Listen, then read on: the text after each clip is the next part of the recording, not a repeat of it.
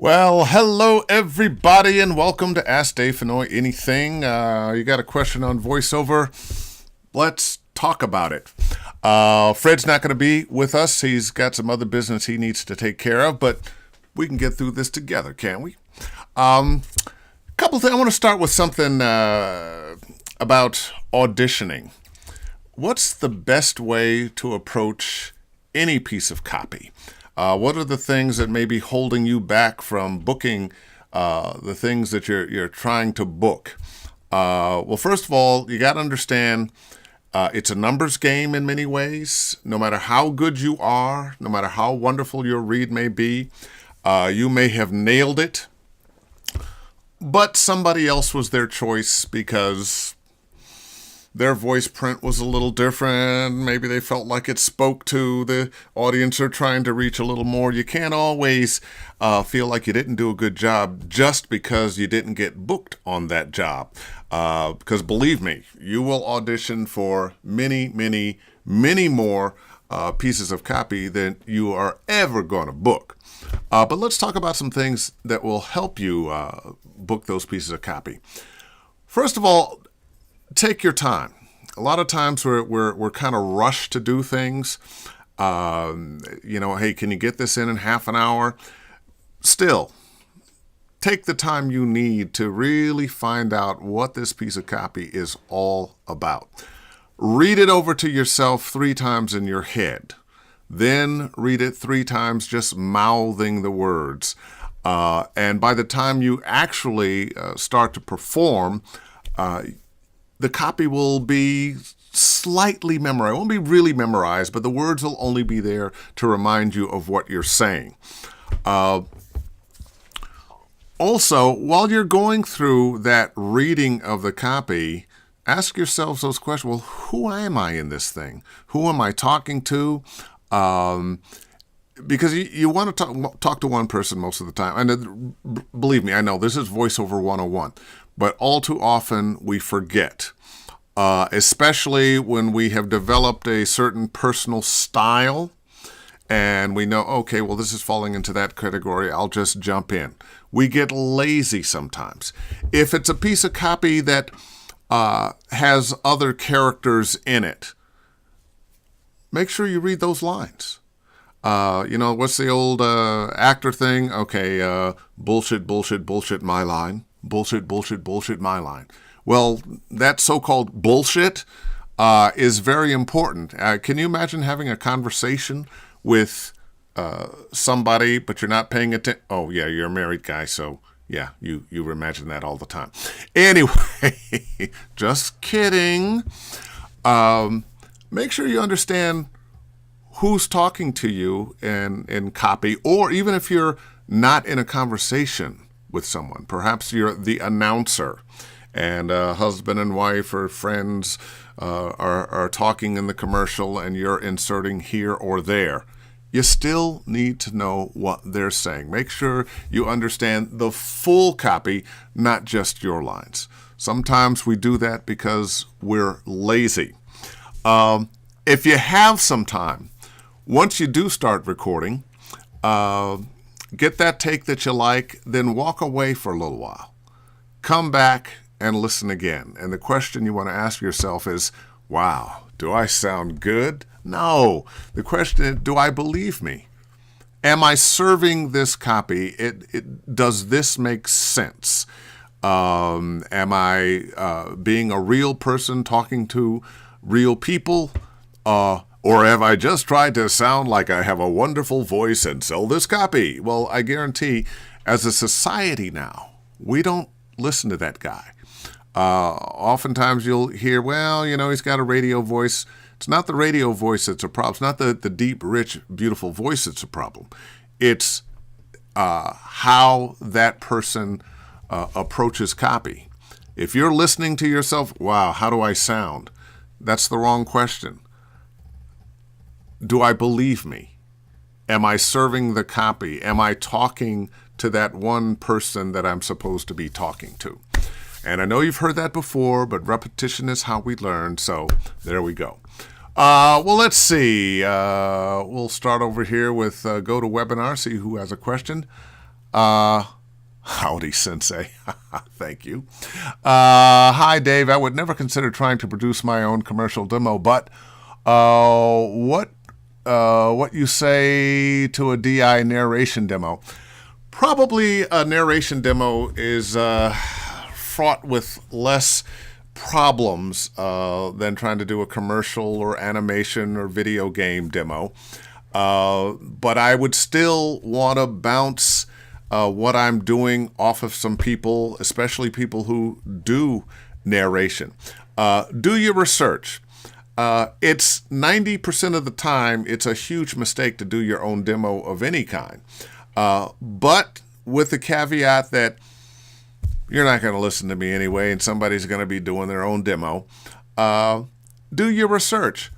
Listen to some good demos. Now, that can be difficult because just because a demo is on an agent's website doesn't mean it's a good demo. When I'm teaching voice acting for video games, I play people's demos, some that are good, some that are bad, and point out why this one works and why this one doesn't work. And I always play the demos of people who are working, whether they're good or bad, people who are doing well, whether they're good or bad. And the reason somebody who works a lot can have a bad demo is because they work a lot. They're already in the game. They're booking jobs from reputation and audition. But if you're just getting in the game, your demo has to be great because you're trying to get the attention of people who have no idea who you are. They don't know you. They haven't heard you. They haven't worked with you before. If you're trying to get an agent, that's usually what we're working on with our demos. It has to be superlative. So you need to know what a good demo is and what a bad demo is. So if you're going to be producing your own narration demo, if I were going to go with one that I would produce for myself, that would probably be the one. Still, listen to some good narration demos. Also with narration, what kind of narration are you going to be doing? If you're looking to do National Geographic, Discovery Channel, Science Channel, that kinds of things, your demo needs to reflect that. If you're looking to do corporate narration and e-learning, that's a whole nother ballgame. So do your homework, listen to the demos that work, which means because we have a voiceover community, you might want to talk to a few people, myself, other friends of yours in the business. And before you send that demo out to anybody, get some friends of yours to give you honest critiques of whether it's good or not. All right. Hello. Let's go up and see on Facebook here who's, hello. Chris, how are you? Elena, Abdul, Lori, Eric. Okay. I have a question. On a scale of 1 to 10, how much do you hate Kanye West? Well, that's not a voiceover question, and I don't hate him. I just, he's not well. That's the Kardashian curse. What's a good place to start making an income with VO while I'm saving money for a pro-made demo? Well, while you're waiting, saving money for a pro-made demo, no matter what area you're going to be working in, you're going to need a demo of some kind. I would say probably corporate narration, e-learning, audiobooks. Audiobook seems to be the door that is most opened by people trying to get into voiceover. There are thousands and thousands and thousands of books that need narrators. So they're bringing a lot of people in that door. It is not a particularly lucrative way to get your voiceover career started, but you can work your way up. Friends of mine who are audiobook narrators and have been for a while and love it do very well. But when they start talking about, $75 to $150 per finished hour, that's going to be 3, 4, maybe 5 hours. And it's cutting into your profits if you get somebody else to do the editing. So probably audiobooks, best place to start, where you can jump in quickly. Not my favorite thing, but hey, there are opportunities. Let's find another one here. What's the deal with getting into VO looping? Wow. VO looping can be very lucrative. You get in a looping group. And for those who don't know what looping is, in movies and television shows, when there's a scene, say in a police station, in a hospital, in a restaurant, when they're shooting it, all the people who are not the main players that you just see in the background talking, having dinner, treating patients, aren't saying anything. They're going like this. So once they're sweetening the show, now we have to put voices in. So they bring a group of actors in, a big room, there's a big screen, they can see everybody, and okay, you two play that couple over there, you play that guy. Or, in a police station, we got some police talk we have to have here, and we're in a hospital, we need some medicine talk over here, we need some restaurant talk over here. And the people who do this take it very seriously. The jargon of a hospital, of a courtroom, of a police station, that's what they'll be saying, despite the fact probably no one's going to hear it. But there's something about the ring of truth that helps the production, because maybe subconsciously you're hearing it. Now, getting into a loop group is a difficult thing. They tend to be kind of cliquey, use the same people all the time. You want to find the loop group producers, or if you have friends that are in a loop group, talk to them about getting in. It's not an easy nut to crack. It's a very specialized skill. And those who do it, don't sell them short. It's not just an easy gig for easy money. They work hard. So I would start looking up looping groups. I would start asking my friends who do voiceover, do they do any looping? Do they know anyone who does any looping? And would they be willing to introduce you to the group? All right. Let's talk instrument. Ever heard of a bass nap? Taking a nap before a read to lower your voice? I see more. Hear any other wacky tips? How do you personally pamper a tired voice? When your voice is tired, just rest it. Just stop.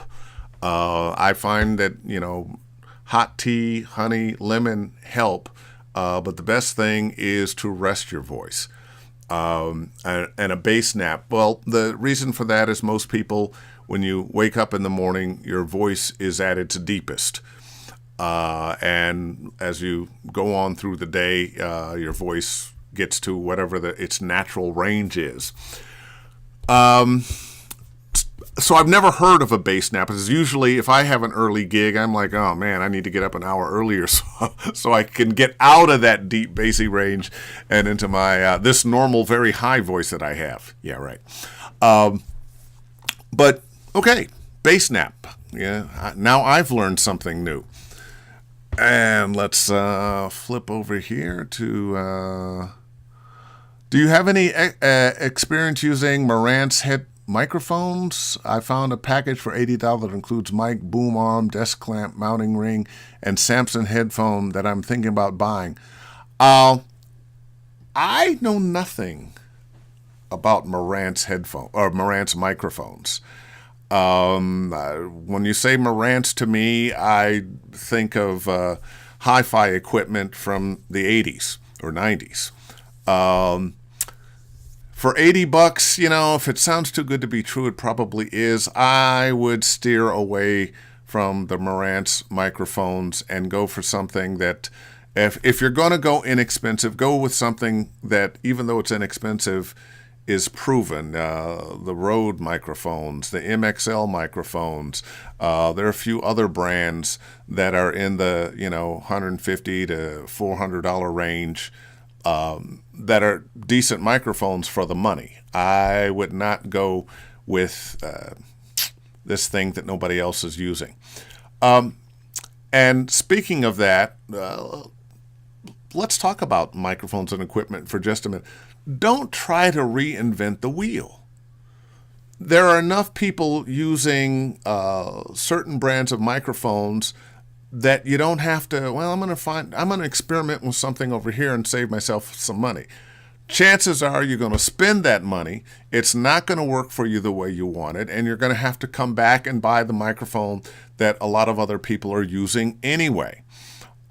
You've got a lot of really good choices. The little Apogee mic is a great mic. Like I said, the Rhodes, the MXLs, and several other brands on the low end of price are still decent microphones, and people are using them. All right. And back to Facebook here. Hey there, hey there.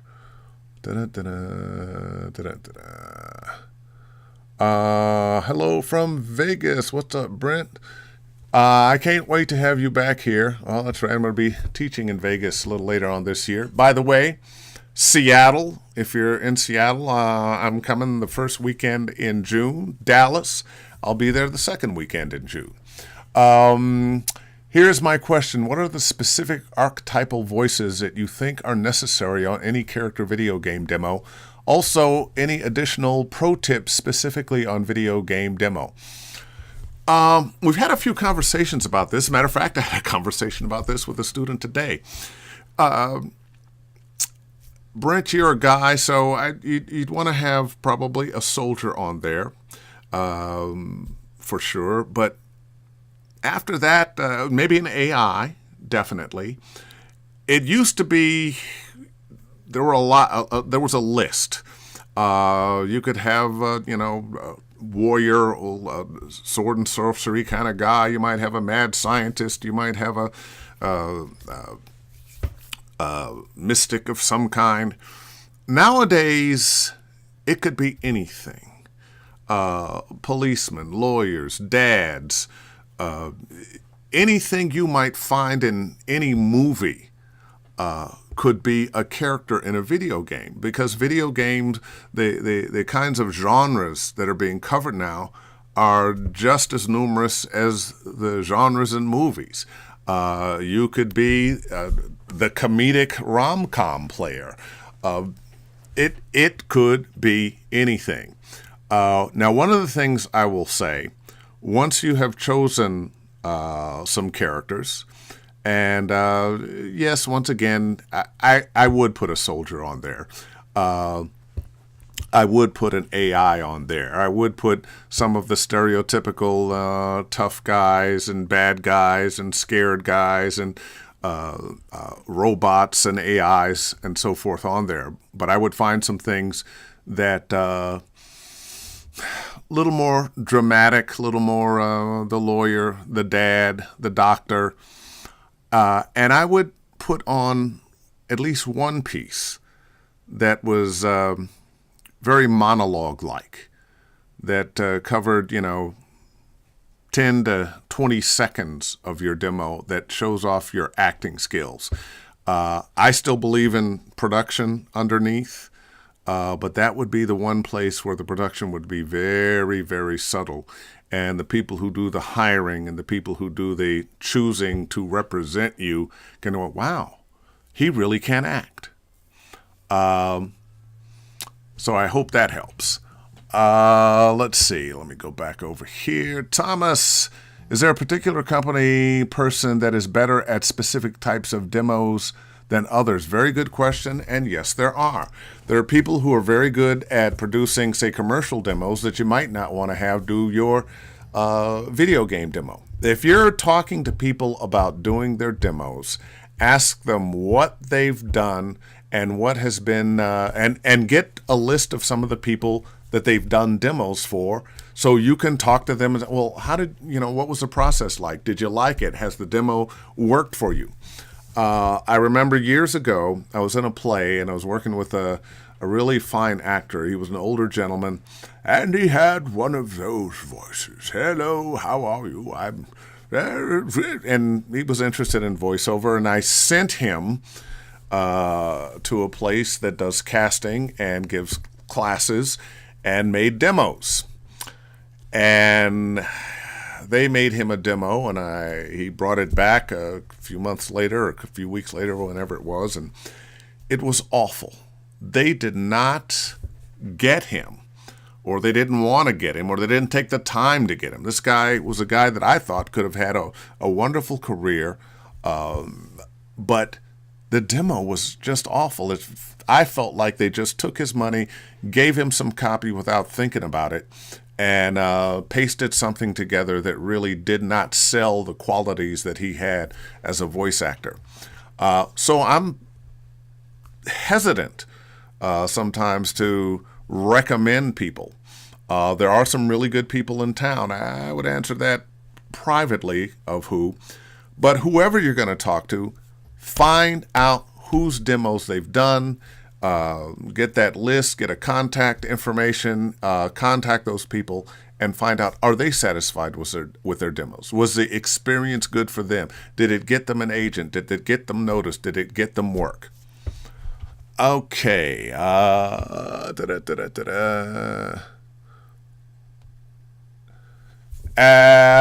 an acting, what are some good methods to stop yourself from cracking laughing when you deliver a line you find amusing? Well, sometimes instead of amusing, you just can't. But is it going to be funny the second or third time? It's okay to crack up once or twice, but after a while, you should be over that. So, sure, I've been in that session where the line was just funny and everybody had a laugh, but once you have your laugh, move on and get some work done. All right. Should the video game demo have efforts? Definitely. Now, when I say efforts, and do we know what efforts are? I know a lot of you do. Those are all the sounds a character makes that aren't words. Hitting, jumping. I'm lifting this thing. Of course, there wouldn't be any words. I was just... But, but not just efforts. A scene that features them along with the dialogue. Hey, Tara. Going to be working on her demo soon. Bass Nap. Great band name. That is a great band name. Evening, Dave. Are you considered a baritone or more of a tenor? Are you asked to push your range outside your comfort zone? I guess I'm more of a baritone than a tenor. And occasionally, you're asked to, can you do that higher or lower? People tend to, especially in video games, want me to go a little deeper into the basement. Fortunately, I have a pretty good range. So yeah, sometimes people will ask you can you do that character a little higher, a little lower? Especially when you're on a game, you've played a major character on the game, and now they want you to do some incidental characters, but you don't want those incidental characters to sound like the character you're doing. So you're going to be higher, you're going to be lower, but I'll tell you something else you're going to be. The rhythm of your speech will be different. Maybe you take on a little accent or something. But even if you don't change the tone, the rhythm of your speech, because we all speak in a different rhythm, can change everything. All right, let's go back over here. Should narration demo have a host of different types of narration, national e-learning, etc.? That's a good question, and I'm going to say no.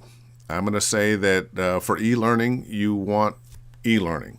For National Geographic type narration, you're going to want things that fit that genre, the National Geographic, Science Channel, History Channel and so forth. And even with History Channel, because we have shows like, Ice Road Truckers and Swamp People. Hey, Pat.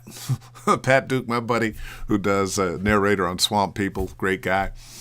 Some of the lifestyle narration, like a Swamp People, like Ice Road Truckers, it's a little different animal than, say, doing narration for National Geographic. So you could have 3 or 4 narration demos based on, excuse me, based on doing one for National Geographic type, one for e-learning, one for corporate narr, and another for lifestyle type narration. Wow, this is getting expensive, isn't it? Okay. I'm doing all right, cuz. Do you ever suffer from burnout? If so, how long do you stay motivated? Not sure exactly what you mean by burnout. Do I ever get tired? Heck yes. But my tire typically lasts a night, a good night's sleep, and I'm roaring to go. Fortunately, like many of you, I absolutely love what I do. I love doing voiceover. It's the most fun thing in the world. I rather do the voiceover than listen to my voiceover. Doing the work for me is the joy. I'm glad it's out there. I hear it sometimes. Sometimes I'm wondering a video game of cards. Why do you use that take? But it's the doing. It's the playing the character. It's the it's delivering that message that is the joy for me. And that motivates me every morning to get up and do my thing. And I am just as excited every booking I get as the first booking I got. All right. Previously, you mentioned the name of a VO award show that you compared to the Oscars. What was the name of the award show? I want to find out the names of the award winners to listen to the work of top people in the industry. The Voice Arts Awards is the name of that, and happens in November. I think we're on our 4th or 5th one. It's fairly new. But yeah, the Voice Arts Awards, that's what you want to look for. For looping, do they ever call the actors that were on the screen back in to do their audio? Well, that's not so much looping. Looping are usually, there might be some actors. I've been on some loop groups from time to time doing some specialty work, and some of the people looping were people I recognize, character actors I recognize from movies and television. But typically, they're bringing actors in that were on the show to do what's called ADR, Automatic Dialogue Replacement. And it would probably be the same studio, probably the same big screen that the loopers were doing. And he's got his lines in front of him and a microphone and the big screen. He's seeing the action. And they may have to re-record him or her for any number of reasons. Maybe the line changed. Maybe there was a technical problem when they were recording. So he's going to he's going to see the picture, the scene that he has to replace the lines in, and then they're going to roll it in. And when he gets to where he's supposed to come in, he's going to hear boop, boop, boop. And on what would be the 4th beep, he's saying his line. And what he's trying to do is say it in a way that the lip flap matches what's up there, which can be a little difficult sometimes if the line has changed. But ADR, little different animal than looping. Do you still use the Chaotica eyeball for travel? Abso-effing-lutely. As a matter of fact, I was just in New York. I have a daughter who decided she wanted to be an interior designer after college, even though she majored in psychology and Spanish. When she graduated, she said, I want to be an interior designer and architect. So she did. and she's doing very well. And she was celebrating her 10th year anniversary, and oddly enough, in a recording studio that she had remodeled. She and her partner in crime, another gal she'd gone to school with, she started the business and the other girl joined her. But I was there and I had to do some auditions and some work, and my Chaotica eyeball came in very handy. All right, and I got to give a plug for my daughter. Oh, by the way, if you're in New York and you need some remodeling done, her business is called Revamp NYC. I'm going to charge her for that. Most mics were designed for musicians and singers, not for VO. Are you aware of any mics other than Harlan Hogan's MXL Special that are specially designed for VO?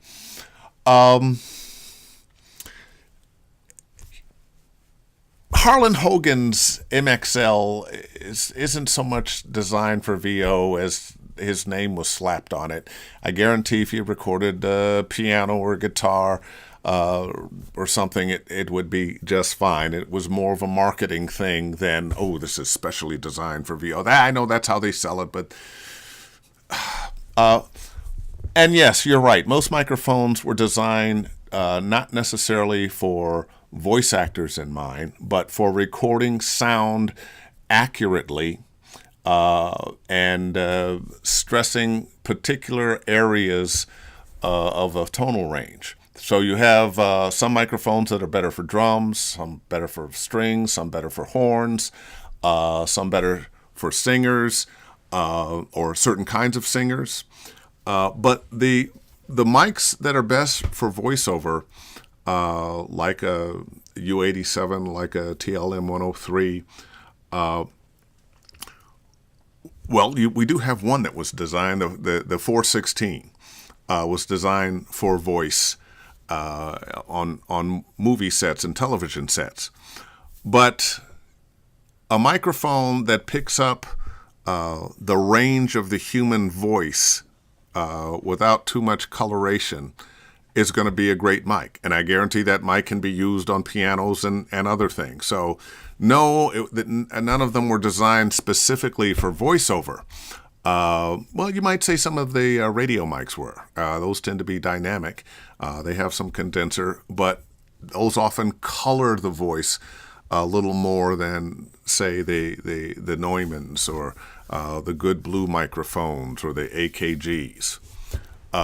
So, no, I don't think there are many microphones that were just designed for voiceover, but a lot of them work.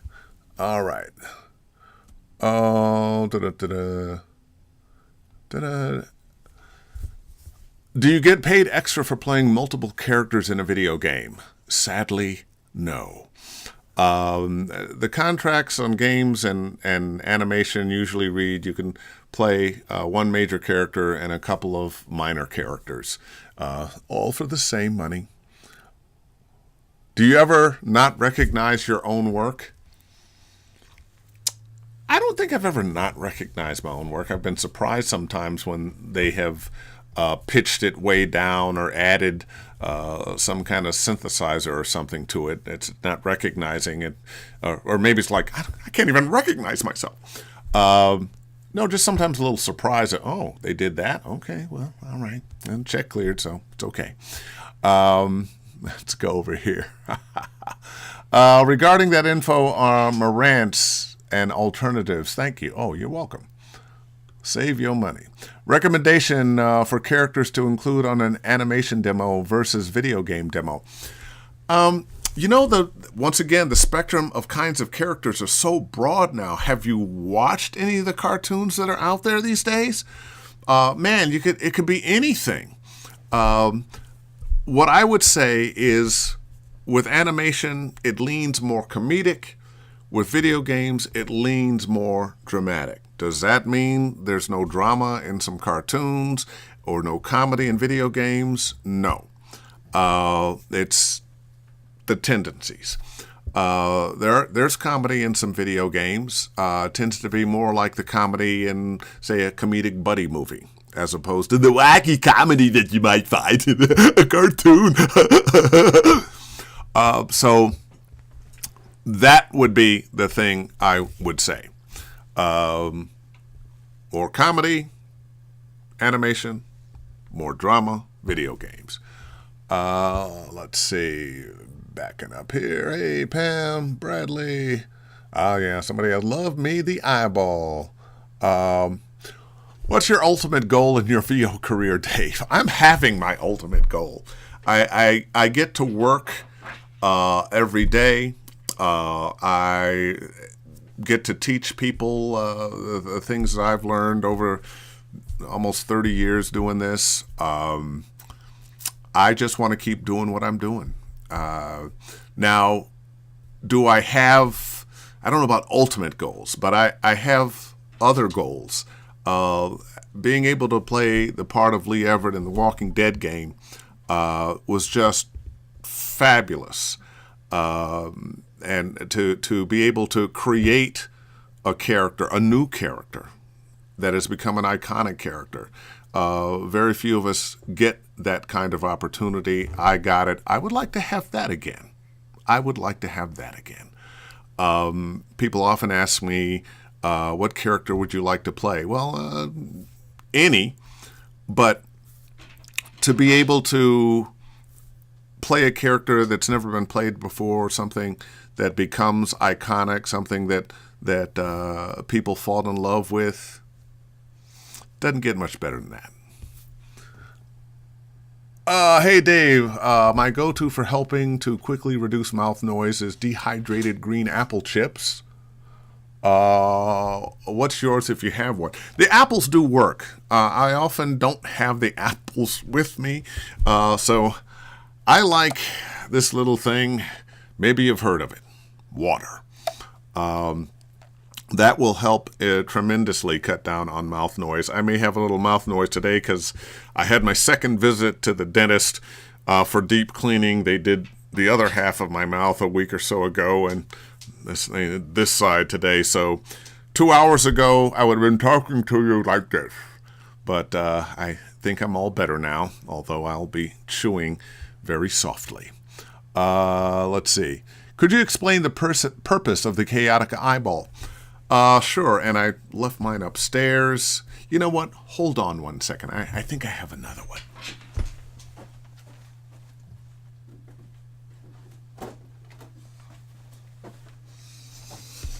You know, sometimes you work long enough, people know you enough, they'll just send you this stuff. So this is one that somebody gave me. I don't know if it was a convention thing or Chaotica. I think Chaotica gave me this one. Okay, this is the Chaotica eyeball for those of you who don't know. And it's just a big round foam ball. Has this big opening here, and it has a little opening here, and it has this pop screen that looks kind of like an eyeball, which goes here. And if you're in a room that has hard surfaces, so you're getting that sound of reverb that you don't want, and you've all had that, right? You set up a mic someplace and it sounds like, wow, it's echoing, it's in a room.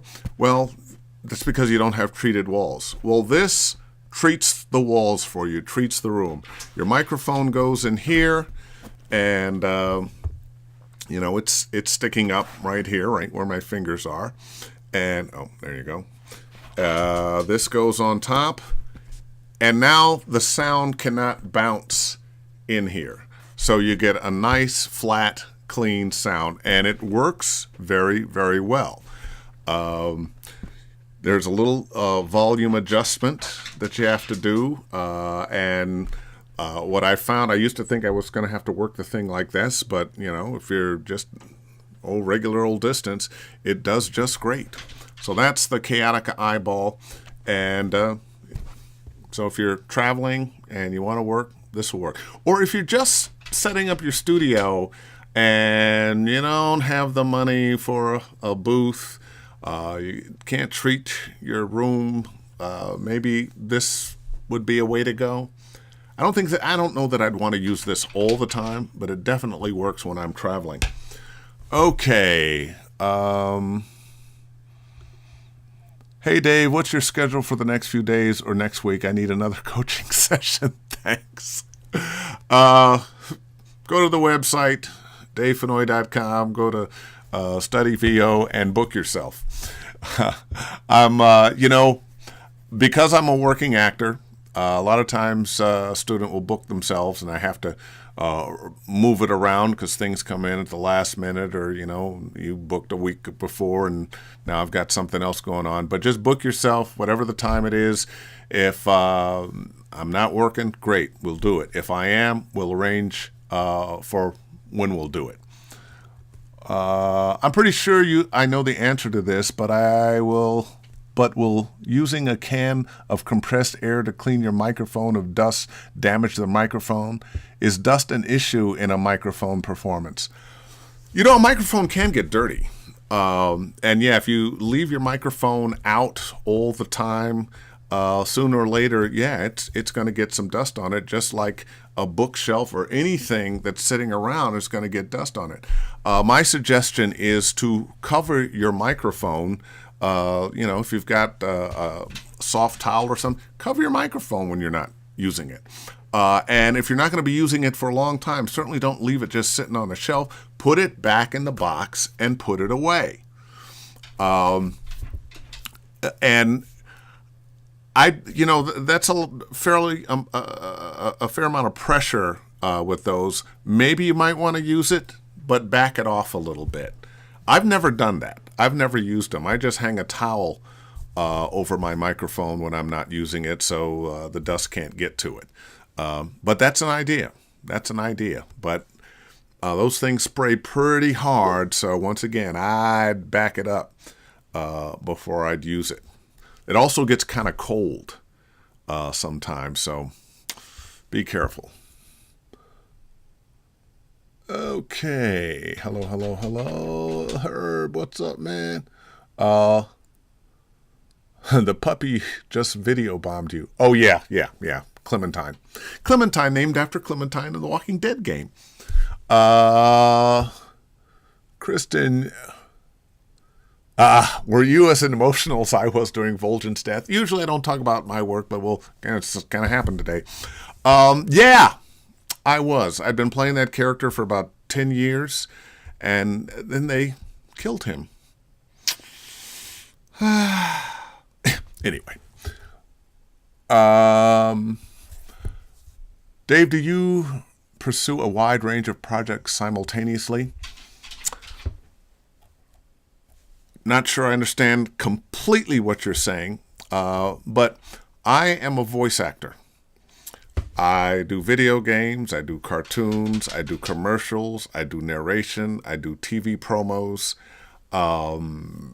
So do you mean, do I audition for everything all at the same time and work one day on one thing or one day on several things? Yeah, I do. Absolutely. Best $200 you can spend for a travel setup. I think Bradley is trying to say that the Chaotica eyeball is that. And it really is. It fits in your suitcase. If it crunches down, it pops right back. I used to carry a whole suitcase full of gear. Now it's this, an Apogee mic, and my iPad and laptop. And I only carry the two of them just so I have a backup. All right. What mic do you use in conjunction with the eyeball? Well, I just said Apogee, the little Apogee. I also have a Sennheiser MK4 with an Apogee connection for iPads, and I use that sometimes. All right. Let's book yourself, Dano. Oh, nice.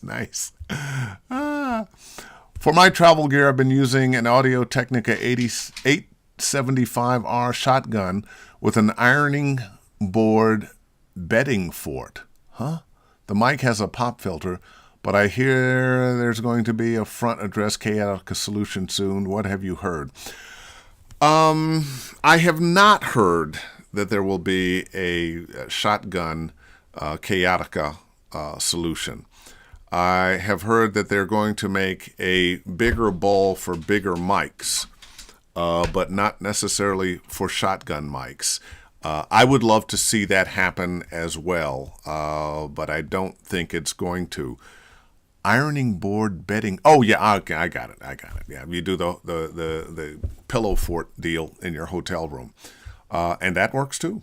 Kind of a pain in the butt, and the cleaning lady looks at you funny when she's leaving it. But hey, I have a question this week. I have no question this week, but thanks anyway. You're welcome. Most studio mics fit the eyeball. That is true. When a potential client asks for a rate card, I have responded by asking what their budget is. Oh, okay, this is going to be long. What their budget is, and that I would be willing to work with them on pricing. I feel this comes off as possibly unprofessional. I know there are sites out there that have voiceover rate standards. What's the happy medium without getting pretty in-depth with broadcast rights, etc.?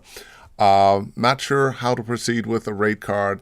Thank you so much for all the wonderful advice and being accessible.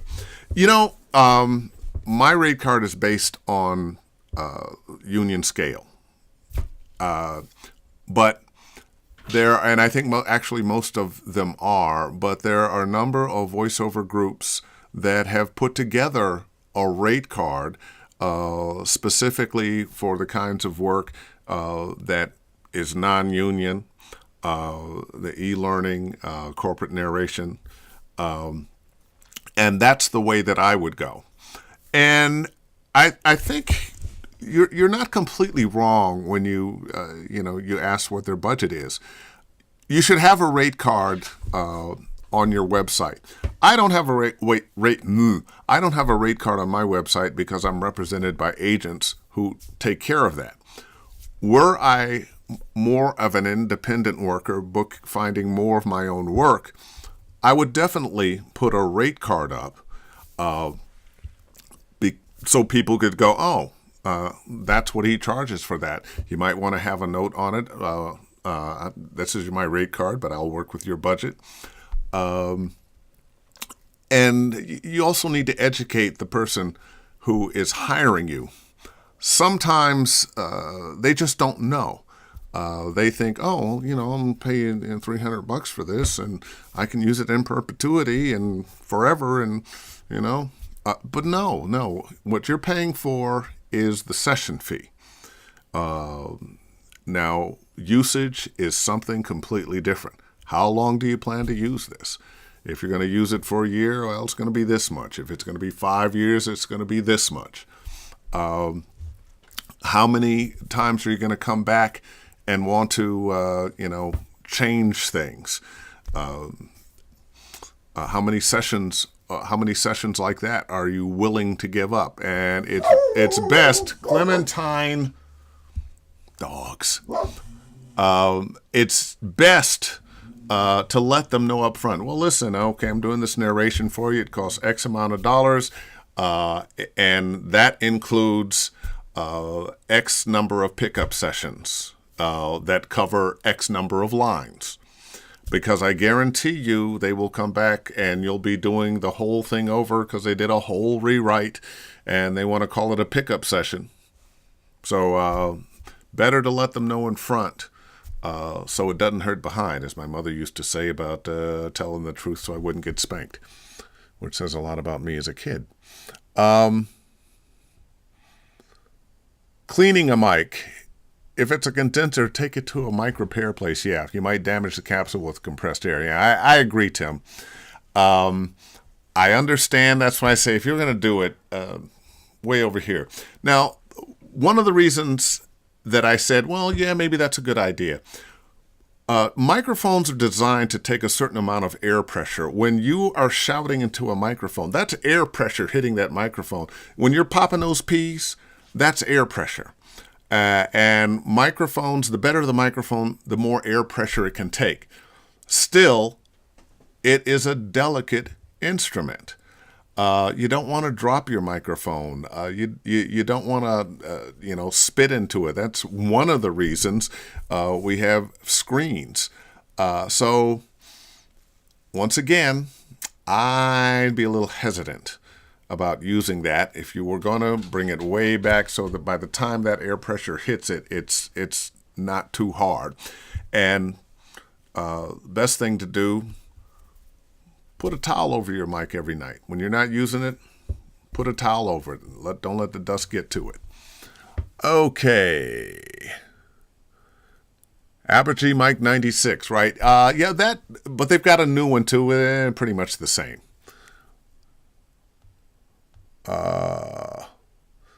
Do you ever focus on the trailer agencies? Not so. There was a time that I did. When I got in the business, I wanted to be Don LaFontaine too.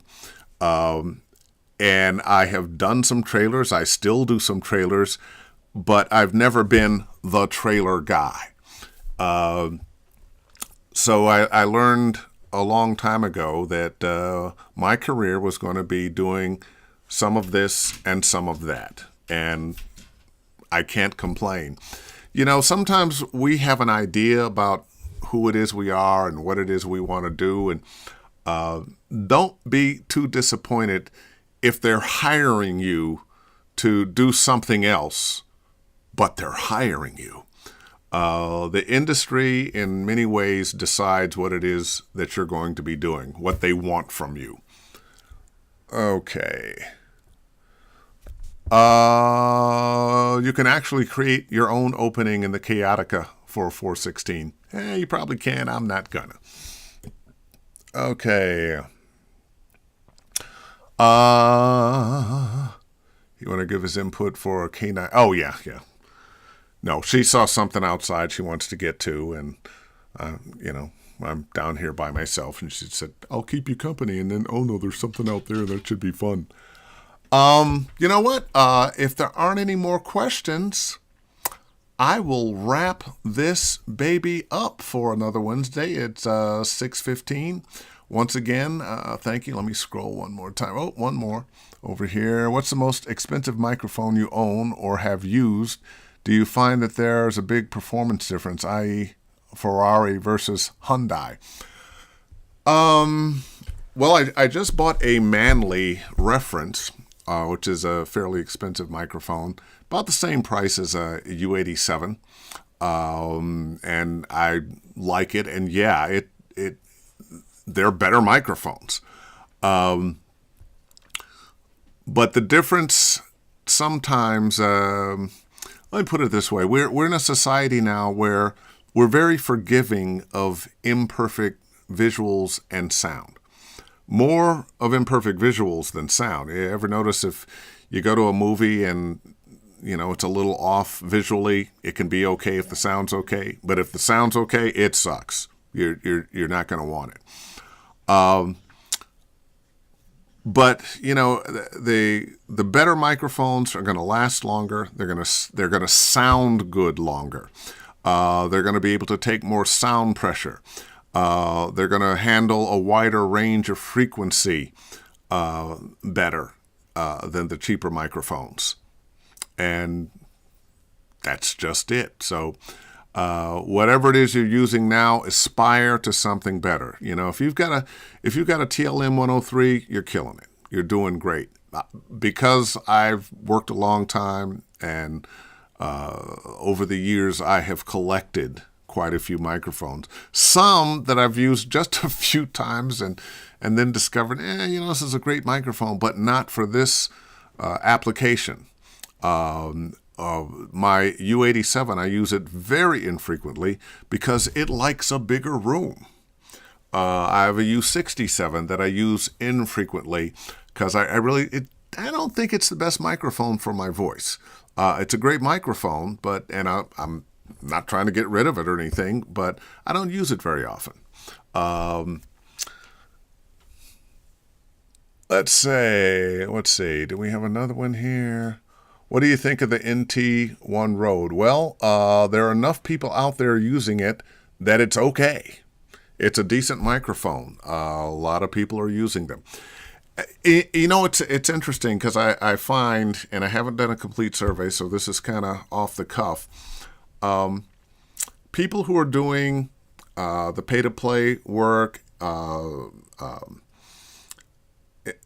narration, corporate narration, and e-learning are using the cheaper microphones. I'm finding people who are doing more national commercials, TV promos, video games, cartoons are using more expensive microphones, are using Neumanns and AKGs and Sennheiser 416s. And it's actually kind of a short list. There's a TLM 103, there's a U87, there's a Sennheiser 416. Some people like myself have added the Manley reference to that, and AKG 414. Those are probably the most legendary mics for voiceover. All right. Danny O'Leary. Hey, Dave, I know this is trivial, but I really need to worry about important things instead.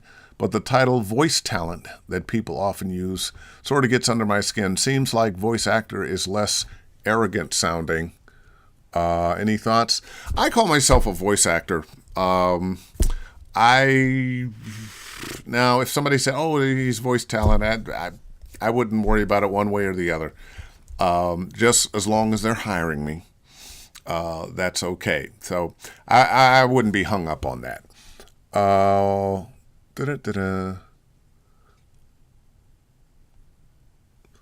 right, good night. And one more here. Oh, boy, a couple more here.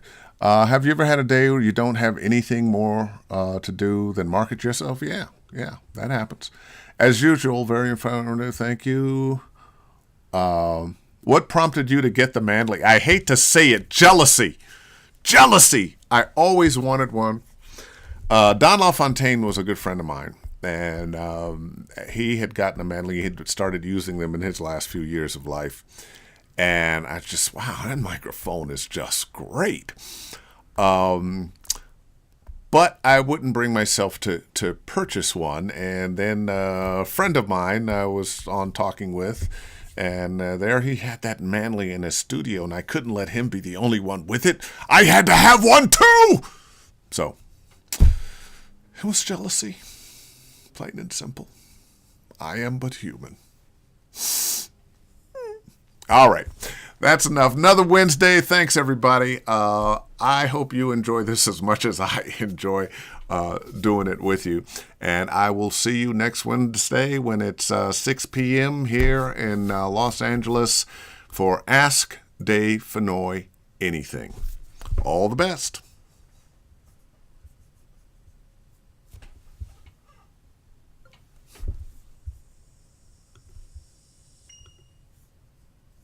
Hello, everybody, and welcome to Ask Dave Fennoy Anything.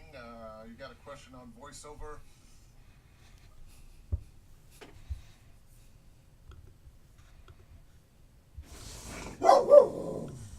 Okay, Clem, okay. Chill.